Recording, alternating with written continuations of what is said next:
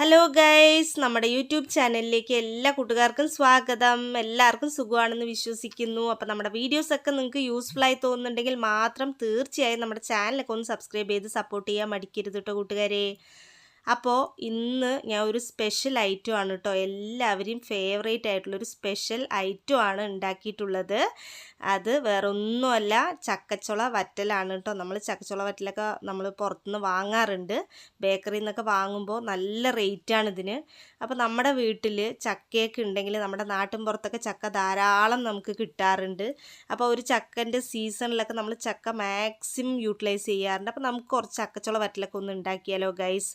അപ്പോൾ വീട്ടിലെ ചക്കയും കൊണ്ട് ചക്കച്ചുള വറ്റൽ നമുക്ക് ഉണ്ടാക്കുന്നത് എങ്ങനെയാണെന്നുള്ളതൊന്ന് നോക്കാം.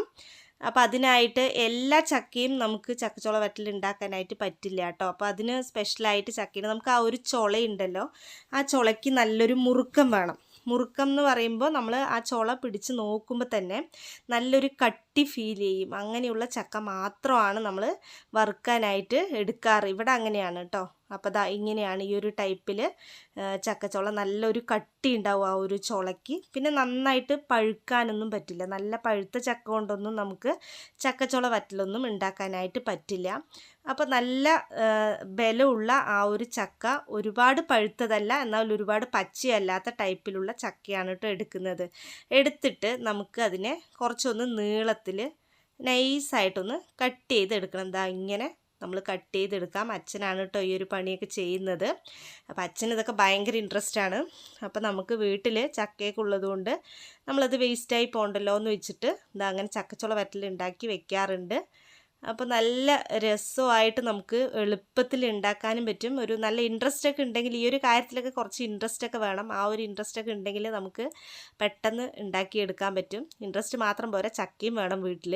പിന്നെ ഇതുപോലുള്ള ചക്ക വേണം കേട്ടോ. കാരണം നമുക്കിത്തിരി എല്ലാ ചക്കയും ഇതുപോലെ ദശ നല്ല കട്ടി ഉണ്ടാവില്ല. ആ ഒരു ചുളയ്ക്ക് നല്ല കട്ടി ഉണ്ടെങ്കിൽ നമുക്ക് എളുപ്പത്തിൽ ഒരുപാട് ഉണ്ടാക്കിയെടുക്കാൻ പറ്റും കേട്ടോ ഈ ഒരു ചക്കച്ചുള വറ്റൽ. അപ്പോൾ ഇതാ നമ്മൾ നീളത്തിൽ കുഞ്ഞു കുഞ്ഞതായിട്ട് അരിഞ്ഞെടുക്കുന്നുണ്ട്. അപ്പോൾ ഇത് കട്ട് ചെയ്യുമ്പോൾ കുറച്ച് നൈസായിട്ട് വേണം കട്ട് ചെയ്യാനായിട്ട്, ഒരുപാട് നൈസല്ല. എന്താ ഒരു വീഡിയോയിൽ നിങ്ങൾ നോക്കിയാൽ തന്നെ നിങ്ങൾക്ക് മനസ്സിലാവും. ഈ ഒരു ടൈപ്പിൽ നമുക്ക് കട്ട് ചെയ്ത് എടുക്കാനായിട്ട് പറ്റും. അപ്പോൾ നമുക്ക് കത്തിയൊക്കെ യൂസ് ചെയ്തിട്ട് അതിനെ കൈ കൊണ്ട് ചെയ്യരുത് കേട്ടോ. കൈ കൊണ്ട് ചെയ്യുമ്പോൾ എന്താണെന്ന് വെച്ചാൽ നമുക്ക് ആ ഒരു ചുളയ്ക്ക് ആ സെയിം ആയിട്ടുള്ള ആ ഒരു ഷേപ്പ് നമുക്ക് കിട്ടില്ല. കത്തിയും കൊണ്ടാവുമ്പോൾ കറക്റ്റ് ആ ഒരു ഷേപ്പൊക്കെ കിട്ടും. അതിൻ്റെ ഉള്ളിലുള്ള കുരുവൊക്കെ നമുക്ക് മാറ്റി വയ്ക്കാം.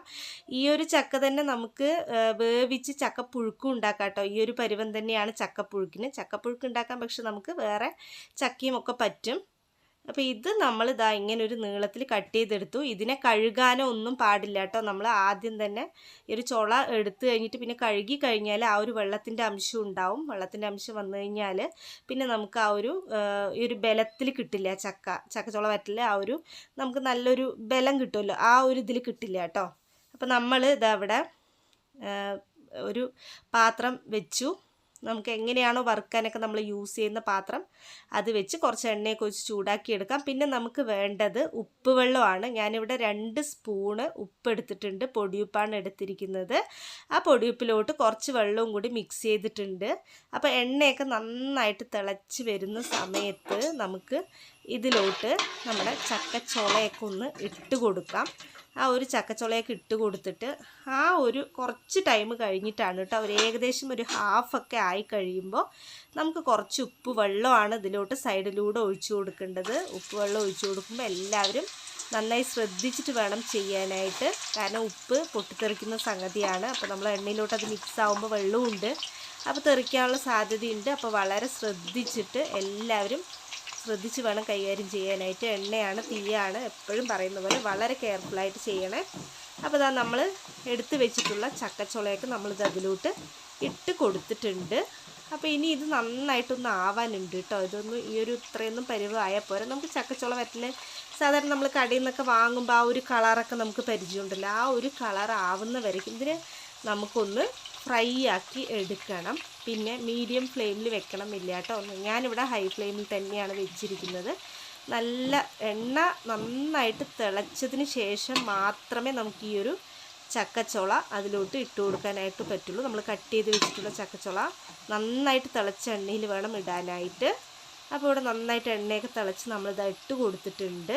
അപ്പോൾ ഇനി ഇത് നന്നായിട്ടൊന്ന് ഫ്രൈ ആയി വരട്ടെ. ഇതാ കുറച്ച് നേരം ഒരു 5 മിനിറ്റ്സ്, ഒരു 2-3 മിനിറ്റ്സ് ഒക്കെ കഴിഞ്ഞപ്പോൾ തന്നെ ഇതാ കണ്ടോ ഈ ഒരു പരുവത്തിലായിട്ടുണ്ട്. ഒന്ന് കളറൊക്കെ ഒന്ന് ചുളൻ്റെ കളറൊക്കെ ഉണ്ടല്ലോ ഒന്ന് മാറിയിട്ടുണ്ട്.